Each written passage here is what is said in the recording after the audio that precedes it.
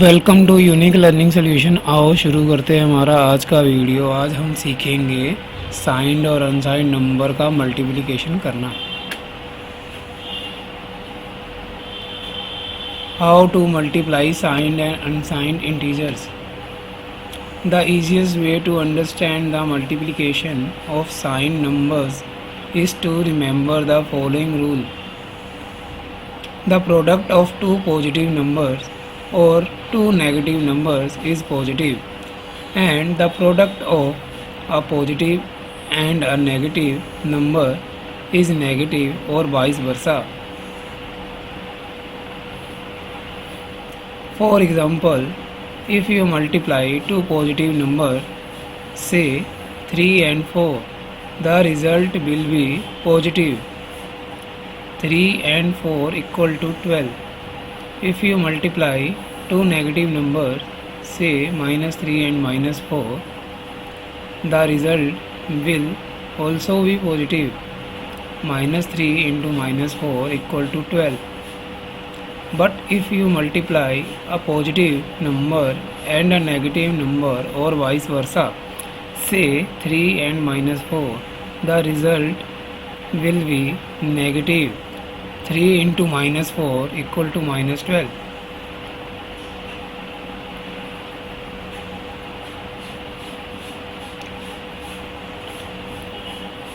How to multiply signed and unsigned integers.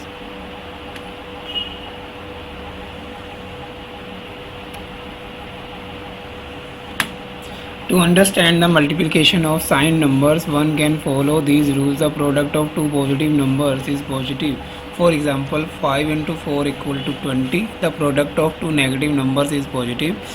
-4 into -5 equal to 20. The product of a positive and a negative number is negative. For example, 4 into 5 into -4 equal to -20. By following these rules, you can determine the sign of the product of any two signed numbers.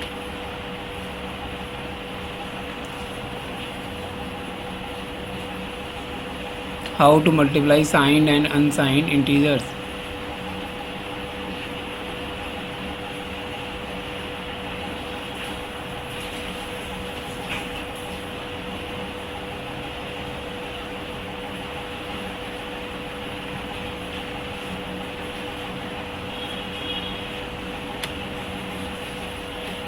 To understand the multiplication of signed numbers, one can follow the rule of signs. If the two numbers being multiplied have the same sign, both positive or both negative, the result will be positive. If the two numbers being multiplied have different sign, the result will be negative. Example, -2 into -3 equal to 6. Both numbers are negative, so the result is positive. -2 into 3 equal to -6. Numbers have different signs, so the result is negative.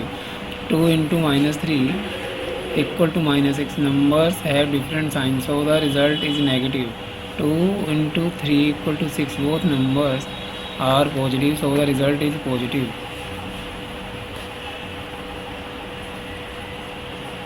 How to multiply signed and unsigned integers.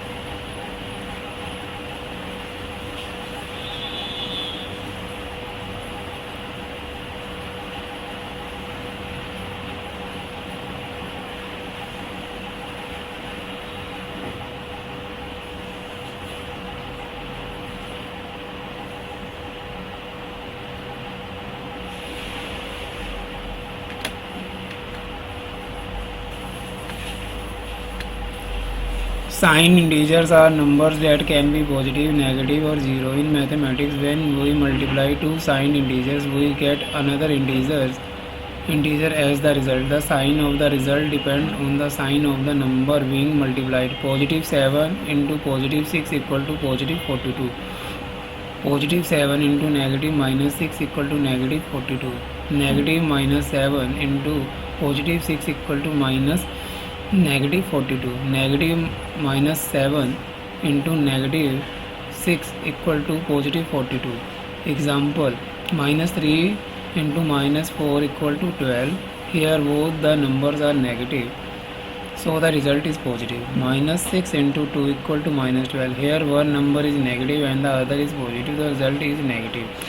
It's important to remember the rules for multiplying signed integers because it helps in solving mathematical problems more efficiently and accurately. In conclusion, the sign of the result of the multiplication of two signed integers depend on the signs of the numbers being multiplied. By following the rules, we can find the sign of the result easily.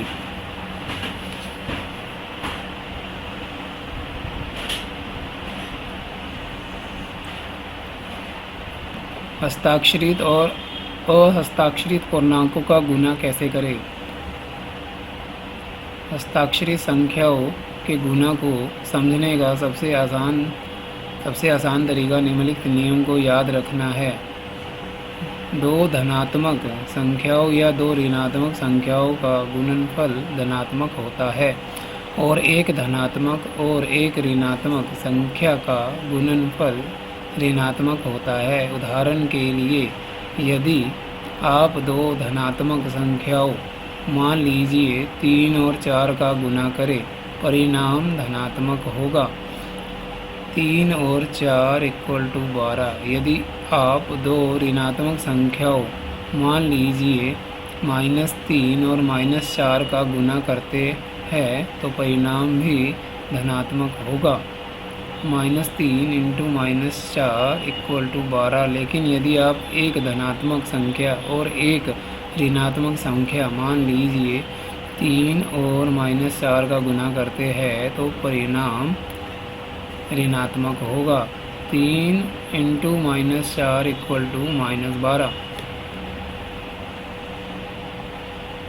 हस्ताक्षरित और अहस्ताक्षरित पूर्णांकों का गुना कैसे करें? हस्ताक्षरित संख्याओं के गुणन को समझने के लिए व्यक्ति इन नियमों का पालन कर सकता है। नंबर 1, दो धनात्मक संख्याओं का गुणनफल धनात्मक होता है, जैसे 5 इंटू 4 इक्वल टू 20। दो ऋणात्मक संख्याओं का गुणनफल धनात्मक होता है, जैसे -5 इंटू -4 इक्वल टू 20। एक धनात्मक और एक ऋणात्मक संख्या का गुणनफल ऋणात्मक होता है। उदाहरण के लिए 5 इंटू -4 इक्वल टू -20। इन नियमों का पालन करके आप किन्हीं भी दो हस्ताक्षरित संख्याओं के गुणनफल का चिन्ह निर्धारित कर सकते हैं।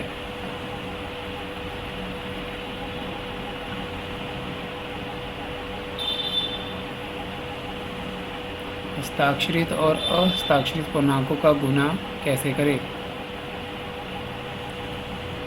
हस्ताक्षरित के गुणन को समझने के लिए संख्याएं कोई भी संकेतों के नियम का पालन कर सकता है। यदि गुना की जा रही दो संख्याओं का चिन्ह समान है, दोनों धनात्मक या दोनों ऋणात्मक, तो परिणाम धनात्मक होगा। यदि गुना की जा रही दो संख्याओं के चिन्ह भिन्न हैं तो परिणाम ऋणात्मक होगा। उदाहरण, -2 इंटू -3 6 इक्वल टू 6। दोनों संख्याएं ऋणात्मक है, इसीलिए परिणाम सकारात्मक है। -2 इंटू 3 इक्वल टू -6। संख्याओं के अलग अलग चिन्ह हैं, इसलिए परिणाम ऋणात्मक है। 2 इंटू -3 इक्वल टू -6। संख्याओं के अलग अलग चिन्ह हैं, इसीलिए परिणाम नकारात्मक है। 2 इंटू 3 6। दोनों संख्याएं धनात्मक है, इसीलिए परिणाम सकारात्मक है। हस्ताक्षरित और अहस्ताक्षरित पूर्णांकों का गुना कैसे करें? हस्ताक्षरित पूर्णांक वे संख्याएं हैं जो धनात्मक, ऋणात्मक या शून्य हो सकती है। गणित में जब हम दो चिन्हित पूर्णांकों को गुना करते हैं तो परिणाम के रूप में हमें एक और पूर्णांक प्राप्त होता है। परिणाम का चिन्ह संख्याओं के गुणन पर निर्भर करता है। धनात्मक 7 या धनात्मक 6 इक्वल टू धनात्मक 42। धनात्मक 7 इंटू ऋणात्मक -6 इक्वल टू ऋणात्मक 42, ऋणात्मक 7 इंटू धनात्मक 6 इक्वल टू ऋणात्मक 42, ऋणात्मक 7 इंटू ऋणात्मक 6 इक्वल टू धनात्मक 42।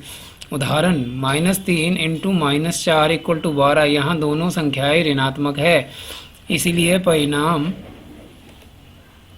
धनात्मक है। -6 इंटू 2 इक्वल टू -12। यहाँ एक संख्या ऋणात्मक है और दूसरी धनात्मक है, इसलिए परिणाम ऋणात्मक है। चिन्हित पूर्णांकों को गुणा करने के नियमों को याद रखना महत्वपूर्ण है, क्योंकि यह गणितीय समस्याओं को हल करने में मदद करता है। यदि कुशलता पूर्वक और सटीक रूप से निष्कर्ष में दो हस्ताक्षरित पूर्णांकों के गुणा के परिणाम का चिन्ह संख्याओं के गुणन के संकेतों पर निर्भर करता है। नियमों का पालन करके हम आसानी से परिणामों के चिन्ह का पता लगा सकते हैं। बोनस टिप: यदि आप 2 से अधिक संख्याओं का गुणा कर रहे हैं तो सम विषम नियम का उपयोग करें। समस्या में नकारात्मक संकेतों की संख्या गिनें। यदि समस्या में ऋणात्मक चिन्हों की संख्या विषम है और गुणा की जा रही कोई भी संख्या शून्य नहीं है तो उत्तर ऋणात्मक होगा। यदि ऋणात्मक चिन्हों की संख्या सम है तो उत्तर सकारात्मक होगा। Bonus tip: if you are multiplying more than 2 numbers, use the odd even rule. Count the number of negative signs in the problem. If the problem has an odd number of negative signs and none of the number being multiplied is 0, the answer will be negative. If there is an even number of negative signs, the answer will be positive.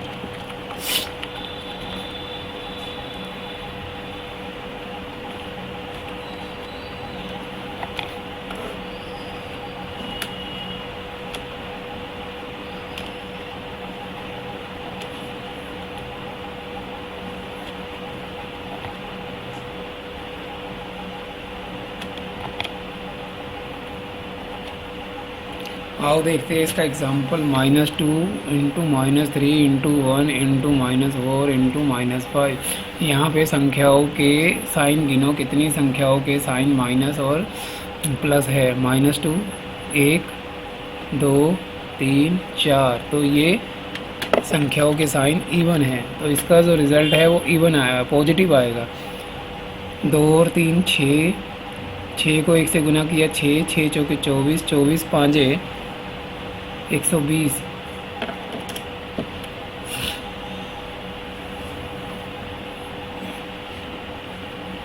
अब दूसरा example देखते हैं। Same हम reverse कर देते हैं sign को।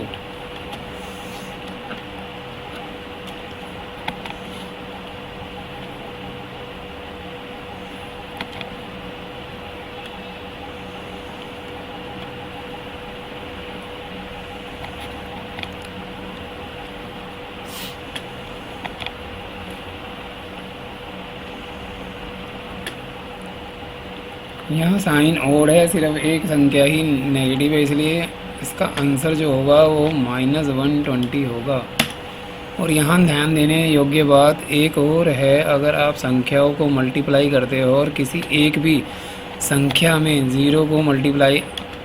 कोई ज़ीरो से मल्टीप्लाई करना पड़ गया तो आंसर हमेशा नेगेटिव 0 होगा। इसमें कोई प्लस और माइनस का साइन नहीं आएगा। ये बड़ी इम्पोर्टेंट चीज़ है।